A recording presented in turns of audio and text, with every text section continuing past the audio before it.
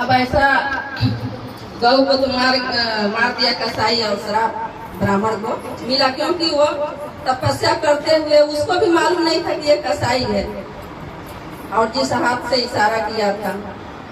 अब वो जो गौ माता थी वो राजकुमारी के बन के पैदा हुई राजा के घर, और जो कसाई था वो राजकुमार बन के पैदा हुआ, और जो ब्राह्मण था वो ब्राह्मण ही बन के पैदा हुआ दूसरे जन्म में। बोलते हैं ना, इस जन्म में करेंगे तो आगे जन्म में उसको भरना पड़ता है, चाहे कोई भी कर्म रहने दो उसको भरना पड़ता है।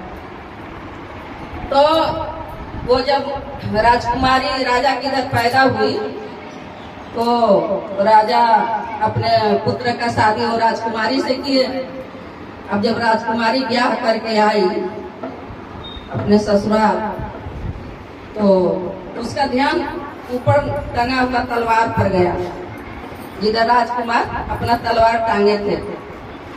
जब टांगे थे तो राजकुमार जो है वो तो सो गए थे। अब इसका राजकुमारी का जब ध्यान गया तलवार पे तो उसके मन में ये हुआ कि थोड़ा देखे, ये तो बहुत सुंदर तलवार दिख रहा है, और जो वो उतारी तलवार देखने के लिए उतारी, बस राजकुमार का गला जो है वो कट गया गला।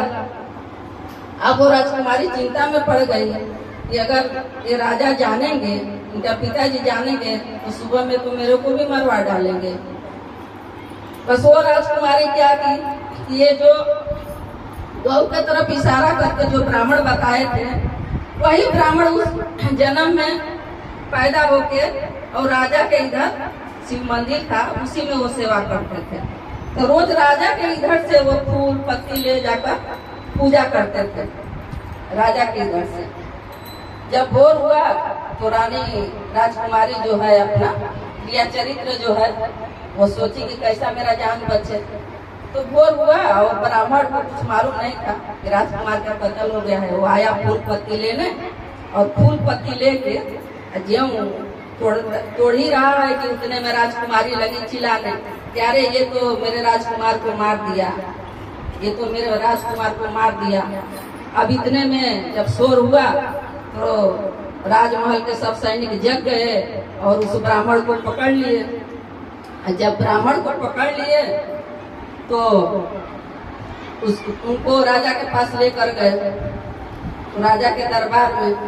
अब वो जो है पंडित कितना भी बोल रहा है कि मैंने राजकुमार को नहीं मारा, मैंने नहीं मारा, लेकिन कोई मानने के लिए तैयार नहीं है, क्योंकि वो तो उस जन्म में झूठ बोले थे। अब कितना भी चिल्ला रहे हैं, कितना भी बोल रहे हैं, कोई भी मान नहीं रहा है। उसके बाद राजा ने अपना सजा सुना दी कि ब्राह्मण का हाथ काट लिया जाए। अब ब्राह्मण का हाथ कट गया, राजा कटवा दिया और बोला कि इसको